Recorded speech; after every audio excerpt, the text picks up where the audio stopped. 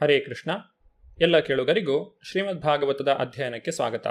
ಪ್ರಹ್ಲಾದ ಮಹಾರಾಜನ ಬೋಧನೆಗಳ ಕುರಿತಾಗಿ ನಾವು ತಿಳಿದುಕೊಳ್ಳುತ್ತಿದ್ದೇವೆ. ಪ್ರಹ್ಲಾದನು ಭಗವಾನ್ ನರಸಿಂಹದೇವನನ್ನು ಸ್ತುತಿ ಮಾಡುತ್ತಿದ್ದಾನೆ. ಭಗವಂತನು ಎಲ್ಲ ಕಡೆಯೂ ವ್ಯಾಪಿಸಿದ್ದಾನೆ. ಭಗವಂತನ ಪ್ರತ್ಯೇಕತಾ ಶಕ್ತಿಯಾದ ಭೌತಶಕ್ತಿಯಿಂದ ನಮ್ಮ ದೇಹಗಳು ರೂಪುಗೊಂಡಿವೆ. ಪರಮಪ್ರಭುವು ವ್ಯಕ್ತಿಯ ದೇಹಾದ್ಯಂತ ವ್ಯಾಪಿಸಿರುವುದರಿಂದಲೂ ಜೀವಾತ್ಮನು ಭಗವಂತನ ಭಾಗವೇ ಆಗಿರುವುದರಿಂದಲೂ ಸಮಸ್ತವು ಬ್ರಹ್ಮನ್ ಎಂದು ಅರ್ಥ ಮಾಡಿಕೊಳ್ಳಬೇಕು. ತನ್ನನ್ನು ತಾನು ಪರಿಶುದ್ಧಗೊಳಿಸಿಕೊಂಡ ನಂತರ ಬ್ರಹ್ಮದೇವನಿಗೆ ಈ ಸಾಕ್ಷಾತ್ಕಾರವು ದೊರಕಿತು.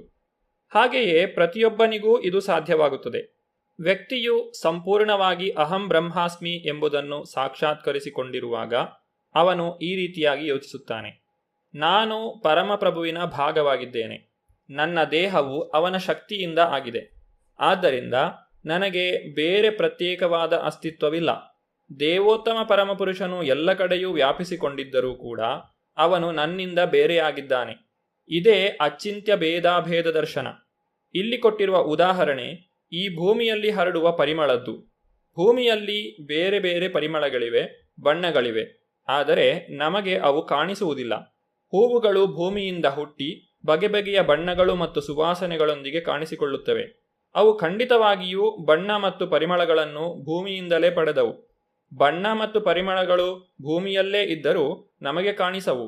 ಹಾಗೆಯೇ ಪರಮಪ್ರಭುವು ನಮಗೆ ಕಾಣಿಸದೇ ಇದ್ದರೂ ತನ್ನ ಬೇರೆ ಬೇರೆ ಶಕ್ತಿಗಳಿಂದ ವ್ಯಕ್ತಿಯ ದೇಹ ಮತ್ತು ಆತ್ಮಗಳ ತುಂಬ ವ್ಯಾಪಿಸಿಕೊಂಡಿದ್ದಾನೆ. ಬಲ್ಲಿದನು ಹೀಗೆ ಎಲ್ಲ ಕಡೆಯೂ ಪರಮಪ್ರಭುವು ಇರುವುದನ್ನು ಕಾಣಬಲ್ಲನು. ಅಂಡಾಂತರಸ್ಥ ಪರಮಾಣು ಚಯಾಂತರಸ್ಥಂ. ಭಗವಂತನು ಈ ವಿಶ್ವದೊಳಗೆ ಇದ್ದಾನೆ. ತನ್ನ ವಿವಿಧ ಶಕ್ತಿಗಳ ಮೂಲಕ ಪ್ರತಿ ಕಣ ಕಣದಲ್ಲೂ ಇದ್ದಾನೆ. ವಿವೇಕಿಯು ಪರಮಪ್ರಭುವಿನ ನಿಜವಾದ ದರ್ಶನವನ್ನು ಈ ರೀತಿಯಾಗಿ ಪಡೆಯುತ್ತಾನೆ. ಪ್ರಥಮ ಸೃಷ್ಟ ಜೀವಿಯಾದ ಬ್ರಹ್ಮನು ತನ್ನ ತಪಸ್ಸಿನಿಂದ ಅತ್ಯಂತ ವಿವೇಕಿಯಾದನು. ಹೀಗೆ ಆತ್ಮದ ಸಾಕ್ಷಾತ್ಕಾರವನ್ನು ಪಡೆದನು. ಆದ್ದರಿಂದ ತಪಸ್ಸಿನ ಮೂಲಕ ಪರಿಪೂರ್ಣನಾದ ಬ್ರಹ್ಮನಿಂದ ಸಮಸ್ತ ಜ್ಞಾನವನ್ನು ನಾವು ಪಡೆಯಬೇಕು. ಏವಂ ಸಹಸ್ರವದನಾಂಘ್ರಿಶಿರಾಕರೋರು ನಾಸಾಧ್ಯ ಕರ್ಣನಯನಾಭರಣಾಯುಧಾಢ್ಯಂ ಮಾಯಾಮಯಂ ಸದುಪಲಕ್ಷಿತ ಸನ್ನಿವೇಶಂ ದೃಷ್ಟ್ವಾ ಮಹಾಪುರುಷಮಾಪಮುದಂ ವಿರಿಂಚಃ. ನಿನಗೆ ಸಾವಿರಾರು ತಲೆಗಳು, ಕೈಗಳು, ಮುಖಗಳು, ಕಾಲುಗಳು, ತೊಡೆಗಳು, ಮೂಗುಗಳು, ಕಿವಿಗಳು, ಕಣ್ಣುಗಳು ಇರುವುದನ್ನು ಬ್ರಹ್ಮನು ನೋಡಿದನು. ನೀನು ಬಹುಸುಂದರವಾಗಿ ಅಲಂಕರಿಸಿಕೊಂಡಿರುವುದನ್ನು, ದಿವ್ಯ ವಸ್ತ್ರವನ್ನು, ಬಗೆ ಬಗೆಯ ಆಭರಣಗಳು ಮತ್ತು ಆಯುಧಗಳನ್ನು ಧರಿಸಿರುವುದನ್ನು ಕಂಡನು. ಹೀಗೆ ದಿವ್ಯ ಸುಂದರ ರೂಪಲಕ್ಷಣಗಳಿಂದ ಕಾಲುಗಳು ಅಧೋಲೋಕಗಳಲ್ಲಿ ನೆಲೆಸಿ ಮೇಲಕ್ಕೆ ವಿಸ್ತಾರಗೊಂಡಿರಲು ಭಗವಾನ್ ವಿಷ್ಣುವಿನ ರೂಪದಲ್ಲಿ ನಿನ್ನ ದರ್ಶನ ಮಾಡಿ ಬ್ರಹ್ಮನು ದಿವ್ಯಾನಂದಭರಿತನಾದನು. ಬ್ರಹ್ಮನು ಪೂರ್ತಿಯಾಗಿ ಪರಿಶುದ್ಧನಾದ ಮೇಲೆ ಸಹಸ್ರ ಸಹಸ್ರ ಮುಖಗಳು ಮತ್ತು ಆಕಾರಗಳುಳ್ಳ ಭಗವಾನ್ ವಿಷ್ಣುವಿನ ಮೂಲ ರೂಪವನ್ನು ನೋಡಿದನು. ಆತ್ಮಸಾಕ್ಷಾತ್ಕಾರ ಎಂದು ಕರೆಯುವುದು ಇದನ್ನೇ. ನಿಜವಾದ ಆತ್ಮಸಾಕ್ಷಾತ್ಕಾರವು ಭಗವಂತನ ನಿರಾಕಾರ ಜ್ಯೋತಿಯನ್ನು ಗ್ರಹಿಸುವುದಲ್ಲ, ಅವನ ದಿವ್ಯ ರೂಪವನ್ನು ಮುಖಾಮುಖಿಯಾಗಿ ನೋಡುವುದು. ಇಲ್ಲಿ ಸ್ಪಷ್ಟವಾಗಿ ಹೇಳಿರುವಂತೆ ಬ್ರಹ್ಮನು ಪರಮಪ್ರಭುವನ್ನು ಮಹಾಪುರುಷ ಅಥವಾ ದೇವೋತ್ತಮ ಪರಮಪುರುಷನಾಗಿ ದರ್ಶನ ಮಾಡಿದನು. ಅರ್ಜುನನು ಶ್ರೀಕೃಷ್ಣನನ್ನು ಹೀಗೆಯೇ ನೋಡಿದನು.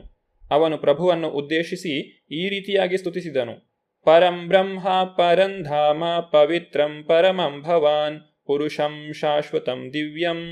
ನೀನೇ ಪರಬ್ರಹ್ಮನು, ಅಂತಿಮ ಹಾಗೂ ಸರ್ವೋನ್ನತ ನೆಲೆಯು, ಅತ್ಯಂತ ಪವಿತ್ರನು ಮತ್ತು ಪರಮಸತ್ಯವು. ನೀನೇ ಶಾಶ್ವತ ದಿವ್ಯ ಪುರುಷನು. ಭಗವಂತನು ಪರಮಪುರುಷನು, ಸರ್ವೋನ್ನತ ರೂಪನು. ಪುರುಷಂ ಶಾಶ್ವತಂ, ನಿತ್ಯ ಪರಮಭೋಕ್ತೃನಾಗಿರುವವನು ಅವನೇ. ಇದು ನಿರಾಕಾರ ಬ್ರಹ್ಮವು ಆಕಾರ ಪಡೆಯುವುದು ಎಂದಲ್ಲ. ಅದಕ್ಕೆ ಬದಲು ನಿರಾಕಾರ ಬ್ರಹ್ಮವೆನ್ನುವುದು ಭಗವಂತನ ಪರಮೋನ್ನತ ರೂಪದಿಂದ ಹೊಮ್ಮಿದ ಪ್ರಭೆ. ಪರಿಶುದ್ಧನಾದ ಮೇಲೆ ಬ್ರಹ್ಮನು ಭಗವಂತನ ಪರಮೋನ್ನತ ರೂಪವನ್ನು ನೋಡಲು ಶಕ್ತನಾದನು. ತಲೆ, ಮೂಗು, ಕಿವಿ, ಕೈಕಾಲು ಮೊದಲಾದವು ಭಗವಂತನ ರೂಪ ಲಕ್ಷಣಗಳಾದುದರಿಂದ ನಿರಾಕಾರ ಬ್ರಹ್ಮವು ಅವುಗಳನ್ನು ಹೊಂದಿರಲು ಸಾಧ್ಯವಿಲ್ಲ.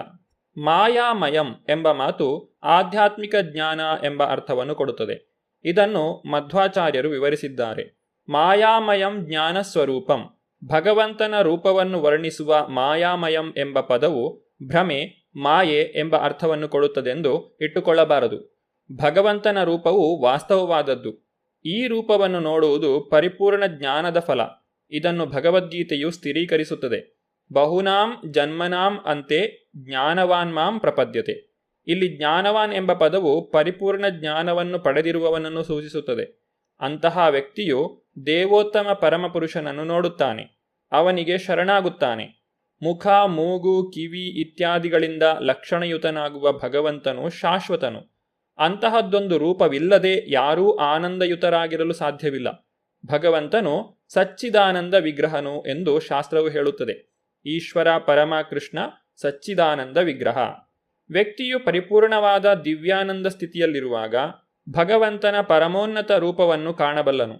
ಈ ಸಂಬಂಧವಾಗಿ ಮಧ್ವಾಚಾರ್ಯರು ಹೀಗೆ ಹೇಳುತ್ತಾರೆ: ಗಂಧಾಖ್ಯ ದೇವತಾ ಯದ್ವತ್ ಪೃಥಿವೀಂ ವ್ಯಾಪ್ಯ ತಿಷ್ಠತಿ ಏವಂ ವ್ಯಾಪ್ತಿಂ ಜಗದ್ವಿಷ್ಣುಂ ಬ್ರಹ್ಮಾತ್ಮಸ್ಥಂ ದದರ್ಶಃ. ಪರಿಮಳಗಳು, ಬಣ್ಣಗಳು ಜಗತ್ತಿನಾದ್ಯಂತ ವ್ಯಾಪಿಸಿಕೊಂಡಿರುವ ಹಾಗೆ ದೇವೋತ್ತಮ ಪರಮಪುರುಷನು ಈ ವಿಶ್ವವನ್ನು ಸೂಕ್ಷ್ಮ ರೂಪದಲ್ಲಿ ವ್ಯಾಪಿಸಿಕೊಂಡಿದ್ದಾನೆ.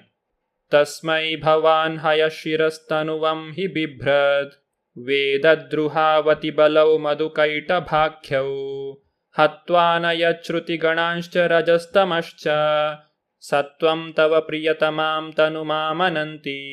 ನನ್ನ ಪ್ರೀತಿಯ ಪ್ರಭುವೆ, ನೀನು ಹಯಗ್ರೀವನಾಗಿ ಕುದುರೆಯ ತಲೆಯನ್ನು ಹೊಂದಿ ಅವತರಿಸಿದೆ. ರಜೋಗುಣ ತಮೋಗುಣ ಭರಿತನಾಗಿದ್ದ ಮಧು ಮತ್ತು ಕೈಟಭರೆಂಬ ರಾಕ್ಷಸರನ್ನು ಸಂಹರಿಸಿದೆ. ಆಮೇಲೆ ವೇದಜ್ಞಾನವನ್ನು ಬ್ರಹ್ಮನಿಗೆ ನೀಡಿದೆ.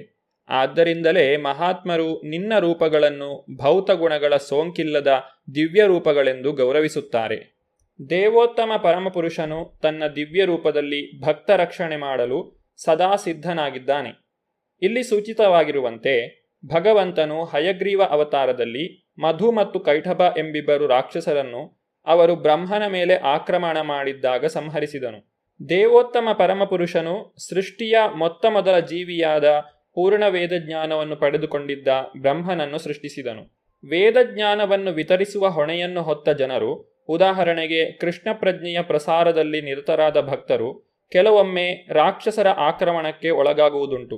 ಆದರೆ ಆಸುರಿ ಶಕ್ತಿಗಳ ಆಕ್ರಮಣವು ತಮಗೆ ಯಾವ ಹಾನಿಯನ್ನು ಉಂಟು ಮಾಡಲು ಸಾಧ್ಯವಿಲ್ಲ ಎಂಬುದನ್ನು ಅವರು ತಿಳಿದಿರಬೇಕು.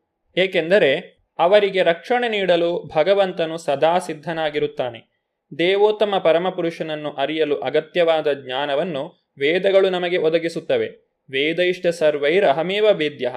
ಭಗವಂತನನ್ನು ಕೃಷ್ಣ ಪ್ರಜ್ಞೆಯ ಮೂಲಕ ಅರಿಯಬಹುದಾದ ಜ್ಞಾನವನ್ನು ಪ್ರಸಾರ ಮಾಡಲು ಭಕ್ತರು ಸದಾ ಸಿದ್ಧರಾಗಿದ್ದಾರೆ. ಆದರೆ ಭಗವಂತನನ್ನು ಅರಿಯಲಾಗದ ಅಸುರರು ರಜೋಗುಣ ತಮೋಗುಣಯುಕ್ತರಾಗಿರುತ್ತಾರೆ. ಹಾಗಾಗಿ ದಿವ್ಯ ರೂಪಧಾರಿಯಾದ ಭಗವಂತನು ಆ ಅಸುರರನ್ನು ಸಂಹರಿಸಲು ಸದಾ ಸಿದ್ಧನಾಗಿದ್ದಾನೆ. ಸಾತ್ವಿಕ ಗುಣವನ್ನು ಬೆಳೆಸಿಕೊಳ್ಳುವುದರಿಂದ ವ್ಯಕ್ತಿಯು ಭಗವಂತನ ದಿವ್ಯವಾದ ನೆಲೆಯನ್ನು ಅರ್ಥ ಮಾಡಿಕೊಳ್ಳಬಹುದು. ಭಗವಂತನ ಸಾಕ್ಷಾತ್ಕಾರದ ಪಥದಲ್ಲಿ ಎದುರಾಗುವ ಅಡ್ಡಿಗಳನ್ನು ಹೋಗಲಾಡಿಸಲು ಭಗವಂತನು ಹೇಗೆ ಸದಾ ಸಿದ್ಧನಾಗಿದ್ದಾನೆ ಎನ್ನುವುದನ್ನು ಅರ್ಥ ಮಾಡಿಕೊಳ್ಳಬಲ್ಲನು. ಒಟ್ಟಿನಲ್ಲಿ ಭಗವಂತನು ಅವತರಿಸಿದಾಗಲೆಲ್ಲ ತನ್ನ ಮೂಲ ದಿವ್ಯ ರೂಪದಲ್ಲಿ ಕಾಣಿಸಿಕೊಳ್ಳುತ್ತಾನೆ. ಭಗವದ್ಗೀತೆಯಲ್ಲಿ ಭಗವಂತನೇ ಹೇಳಿರುವಂತೆ, ಯದಾ ಯದಾ ಹಿ ಧರ್ಮಸ್ಯ ಗ್ಲಾನಿರ್ಭವತಿ ಭಾರತ ಅಭ್ಯುತ್ಥಾನಮಧರ್ಮಸ್ಯ ತದಾತ್ಮಾನಂ ಸೃಜಾಮ್ಯಹಂ. ಎಲ್ಲಿ ಯಾವಾಗ ಧರ್ಮಾಚರಣೆಯಲ್ಲಿ ಅವನತಿಯುಂಟಾಗುತ್ತದೆಯೋ, ಅಧರ್ಮದ ಏಳಿಗೆಯುಂಟಾಗುತ್ತದೆಯೋ ಆ ಸಂದರ್ಭದಲ್ಲಿ ನಾನು ಅವತರಿಸುತ್ತೇನೆ. ಭಗವಂತನು ಪ್ರಕಟವಾದಾಗಲೆಲ್ಲ ತನ್ನ ಮೂಲ ದಿವ್ಯ ರೂಪದಲ್ಲಿ ಪ್ರಕಟವಾಗುವನು. ಅದು ಆಧ್ಯಾತ್ಮಿಕವೂ ಆನಂದಮಯವೂ ಆದ ರೂಪ. ಭಗವಂತನು ಅವತರಿಸುವುದು ಭಕ್ತರನ್ನು ಸಂರಕ್ಷಿಸುವುದಕ್ಕಾಗಿ ಮತ್ತು ರಾಕ್ಷಸರನ್ನು ಸಂಹರಿಸುವುದಕ್ಕಾಗಿ. ಪರಿತ್ರಾಣಾಯ ಸಾಧೂನಾಂ ವಿನಾಶಾಯ ಚ ದುಷ್ಕೃತಾಂ.